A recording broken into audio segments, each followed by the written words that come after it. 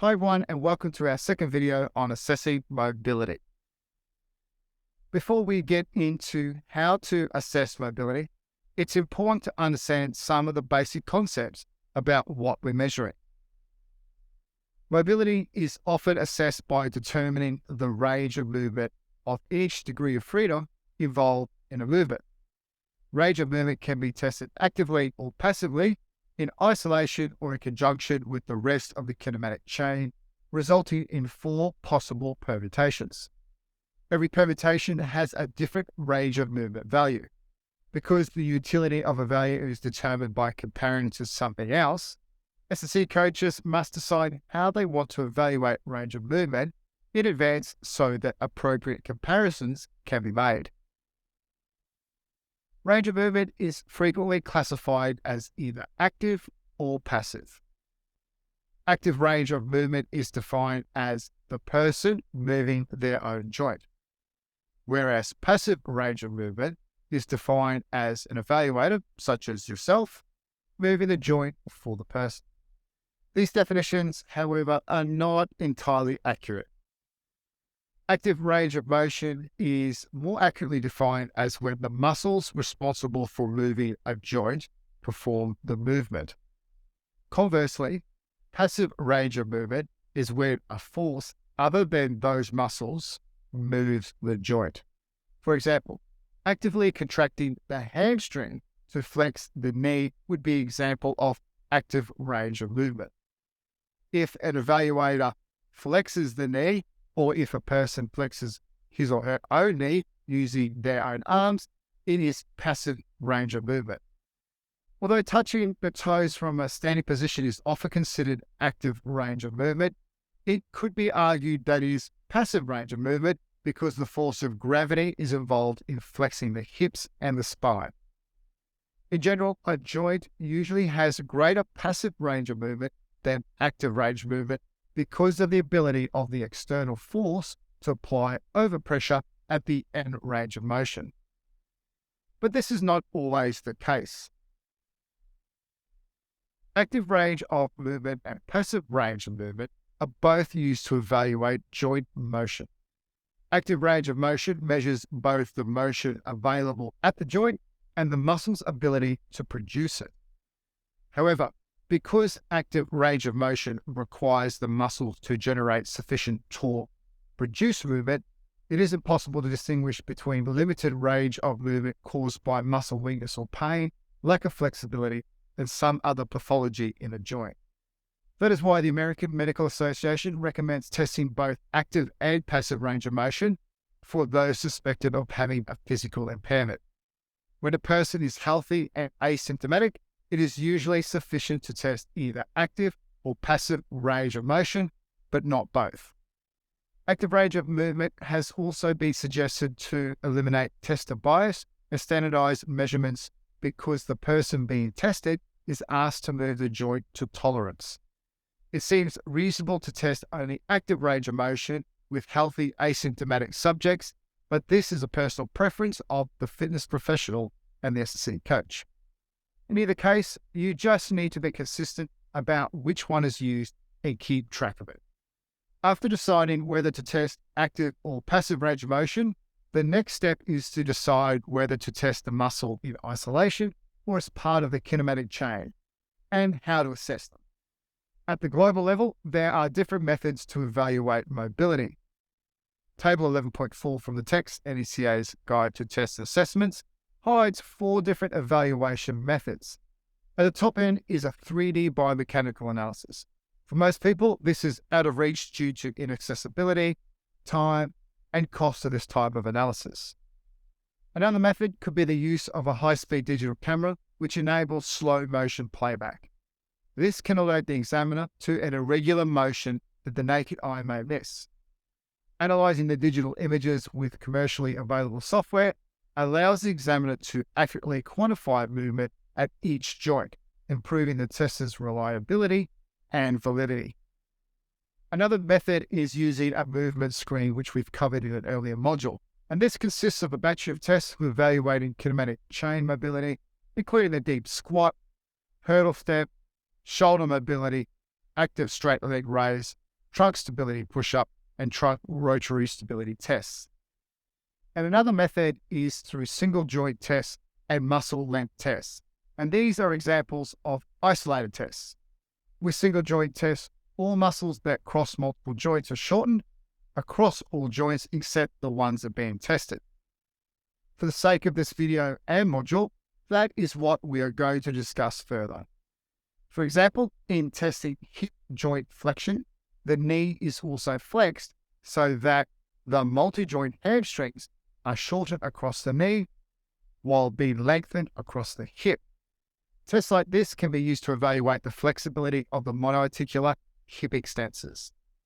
Muscle length tests are used to evaluate the flexibility of multi-joint muscles by stretching the muscles across all the joints it crosses. To test hamstring flexibility, for example, the hip is flexed and the knee is extended, lengthening the muscle across both joints. Single joint muscles normally possess enough flexibility to allow a joint to move through its full range of movement, whereas multi-joint muscles usually do not, unless they are shortened at other joints that they cross. Composite testing is a hybrid of isolated and integrated testing in which motion is measured in two or more joints, although this may be in a non-functional pattern. For example, the sit and reach test, which measures the composite motion of hip and lumbar flexion, is the most common example of a composite test.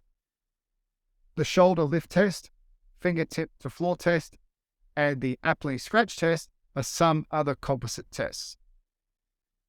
The problem with such tests is that they do not reveal how much each joint contributes to the movement. Hypermobile hip extensors can compensate for hypomobile trunk extension in the sit and reach test and vice versa. As a result, the usefulness of these tests are limited. A complete mobility assessment in a healthy, asymptomatic population is a two-step process.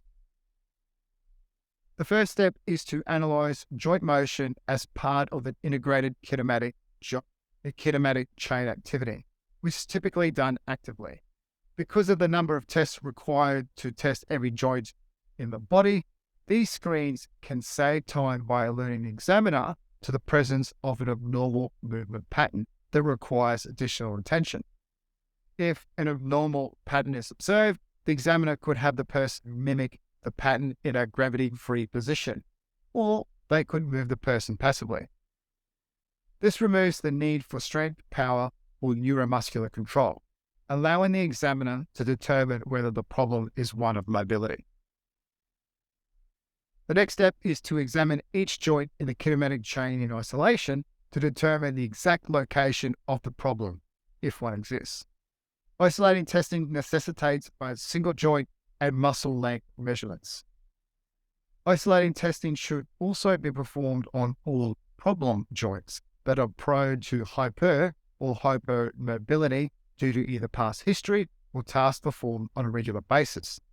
For example, a hurdler with a history of hamstring strains should have hamstring flexibility assessed on a regular basis, whereas a baseball pitcher, even if injury-free, should have his or her glenohumeral internal rotation range of motion assessed as part of an injury prevention program due to the sport that they play. There are so many functional movement patterns to include them all here. Ideally, you should become familiar with the biomechanics of an athlete's activities to appreciate what is normal or abnormal for that activity and screen for abnormal movement patterns accordingly. Although movement screens may hold promise, scientific evidence is equivocal to whether they warrant making recommendations about their use at this time as the sole assessment tool. When measuring range of movement, the examiner should consider the quality, quantity, and the end feel of the degrees of freedom, as each of these provide a unique piece of information and should be considered as part of the overall assessment. The quality of range of movement is how the motion feels to both the examiner and the subject, and is thus evaluated subjectively. Normal motion should be full and fluid. Irregular, hesitant, jerky, or painful motion would indicate a problem with that movement. The quantity of range of movement is simply how much motion is available at a joint that can be measured either subjectively or objectively. Normal end fields can be soft, firm, or hard and are measured subjectively. A soft end field occurs when two muscle bellies come in contact. For example, when a person flexes the elbow, the muscles of the forearm and upper arm contact each other and limit further motion. When two bones come into contact, such as during elbow extension, when the old cranium process comes into contact with the old cranium fossa, a firm end field occurs. A hard end field occurs when two bones come into contact, such as when the hamstring or joint capsule prevent further motion. Abnormalities in the quality or end field of the range of movement are often serious, and they are beyond the scope of an S&C coach's practice. If these problems are noted, the person in question should be referred to a physiotherapist or a musculoskeletal therapist. However, changing the quantity of motion is within the scope of most fitness professionals. So it is important that you know how to perform the tests and interpret the results.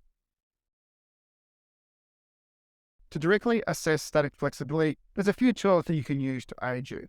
Here, you could use a goniometer, flexometer, or inclinometer to measure the amount of joint rotation in degrees, and the procedure for these tests are described in the sections that follow in this module.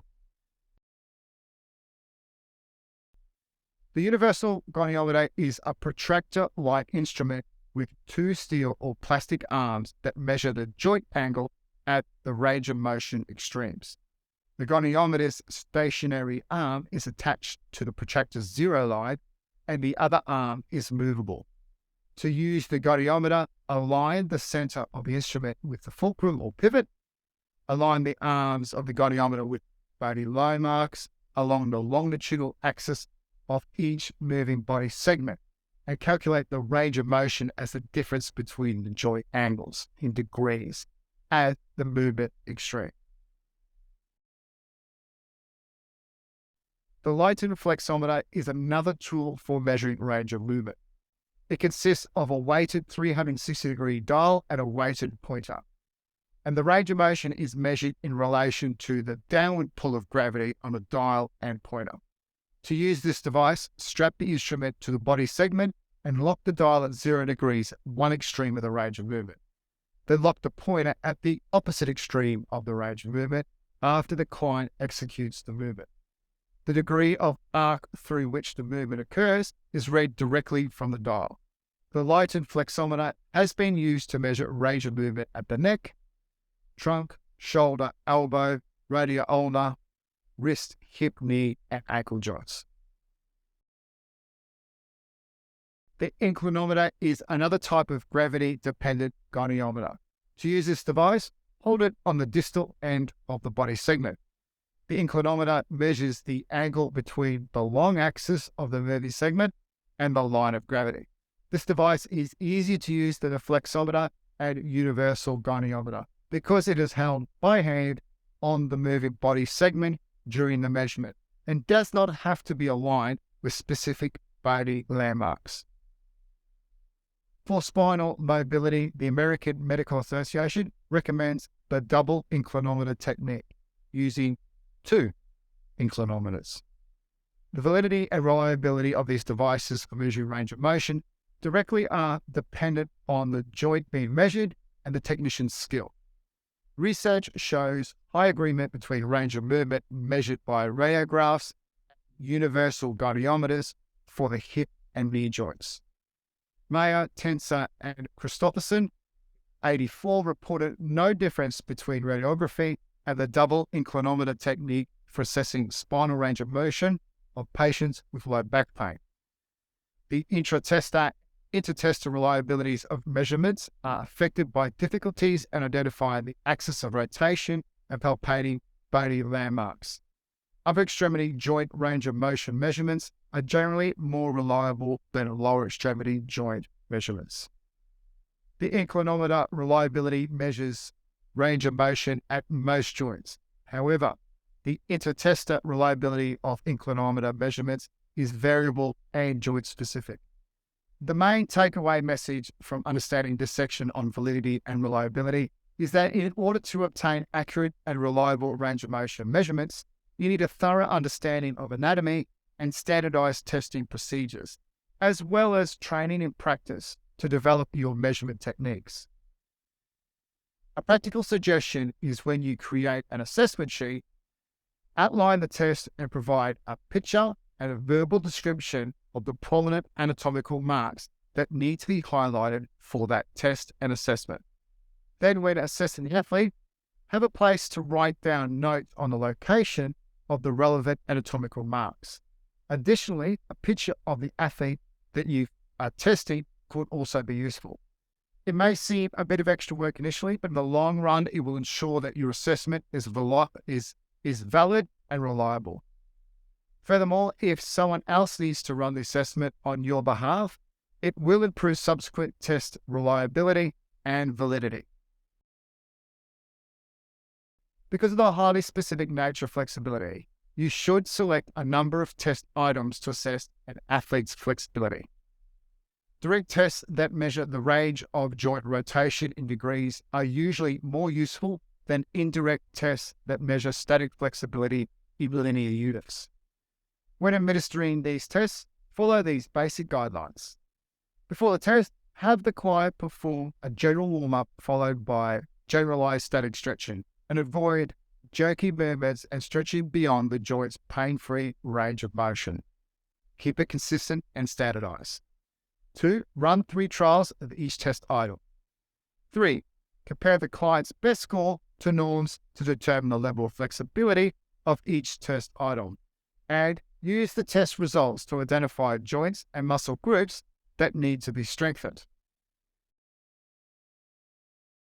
The results of the range of motion measurement must be interpreted after they have been obtained. Interpretation usually involves comparing the values obtained to normative data or the minimum values required to perform an activity.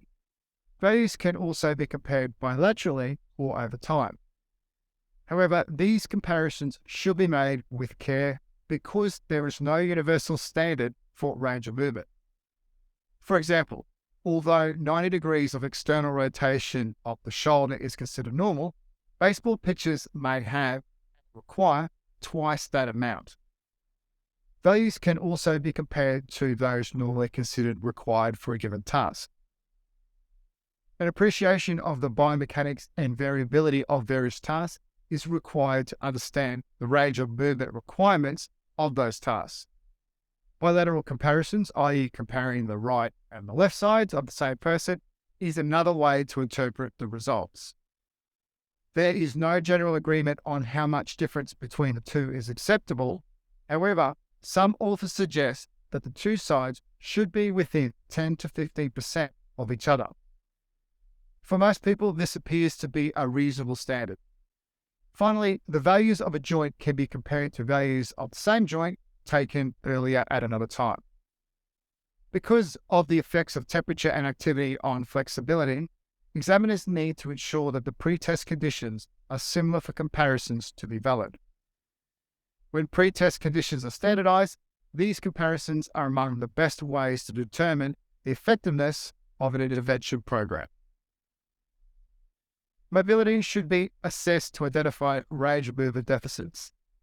Athletes without deficits will probably realize little benefit from increasing their mobility. A decreased range of motion should be considered a deficit under the following conditions. 1. Reduced range of motion changes the mechanics of a movement, whether that's sport-specific or fundamental. 2. The joint range of motion is not within the normal limits for an athlete's sport. Athlete at or below the acceptable range of motion should probably improve range of motion to within these limits, even if it does not appear to improve their mechanics. 3. A decreased range of motion is the result of an injury and is not restored to pre-injury levels. 4. A decrease in range of motion results in bilateral asymmetry.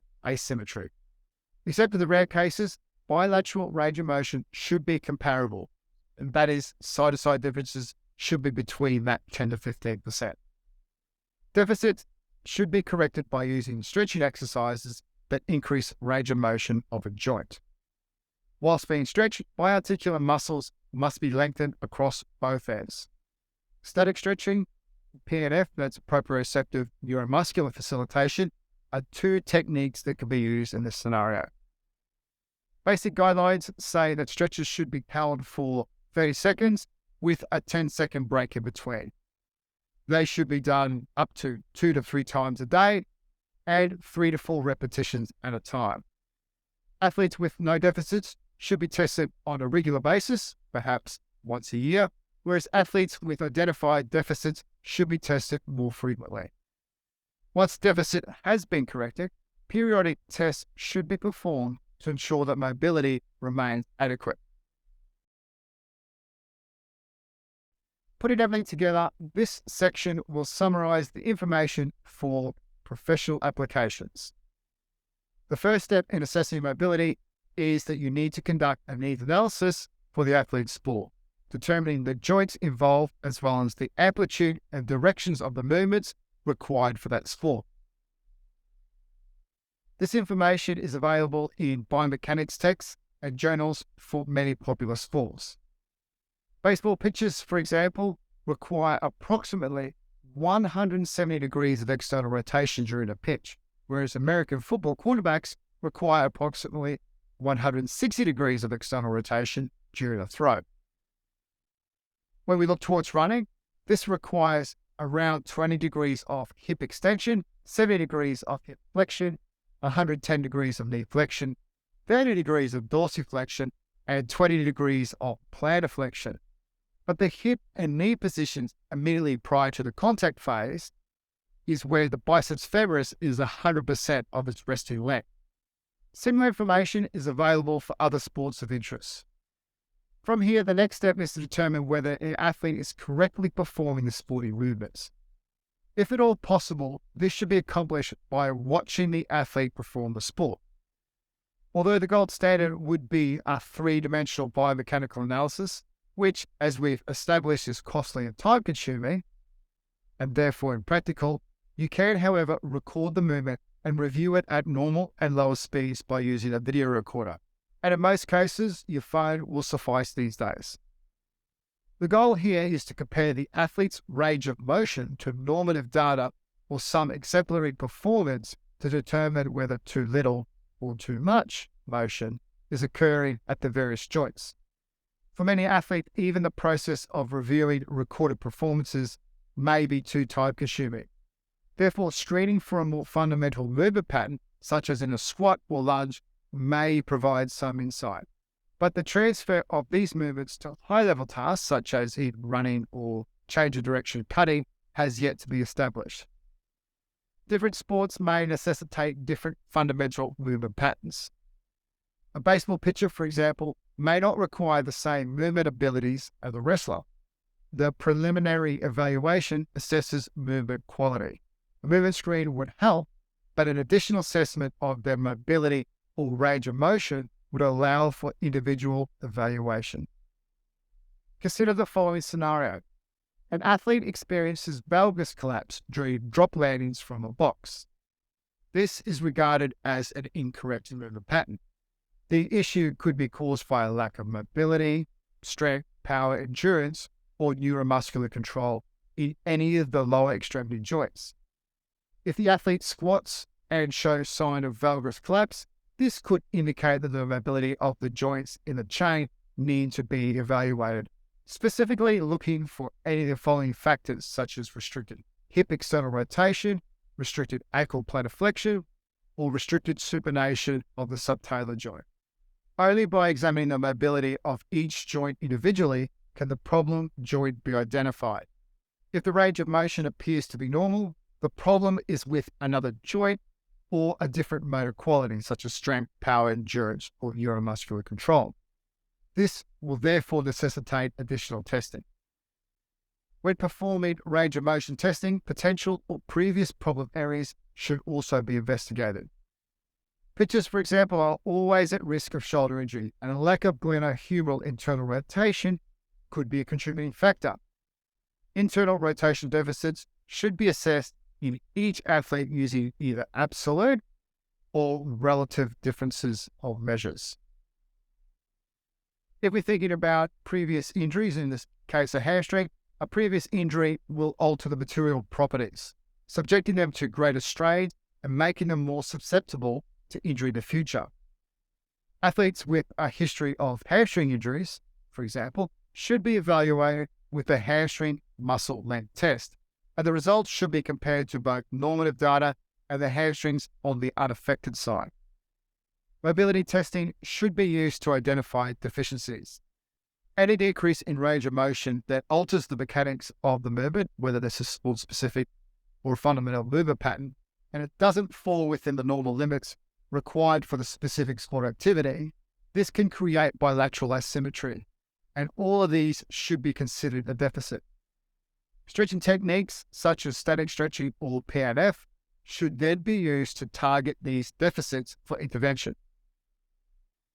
As we mentioned earlier, each stretch should be held for approximately 30 seconds and repeated 4 or 5 times with 10 seconds of rest between them. Stretching exercises can be done twice or 3 times a day, but due to neuromuscular performance decreases, they should not be performed before activities require a lot of force or power. Athletes who do not have any identified range of motion deficiencies will likely benefit little or nothing from a stretching program and should concentrate their efforts on other motor abilities. That's all for this video. From here, it's time to work out which flexibility assessments you are going to actually use based upon the athletes or the scenarios you're working with. Once you've selected your assessments, understand how to perform each test and also have relevant and population-specific normative data. If you've never performed the assessment before, try it out by yourself so you know how it feels and how the test goes. This is essential when you test the athlete as it improves your communication with them. Also, ensure that you have the appropriate measurement tools as well. Once you've tested the athletes, use the normative population-specific data to analyze the results and then provide a meaningful summary of the results for them. Happy testing.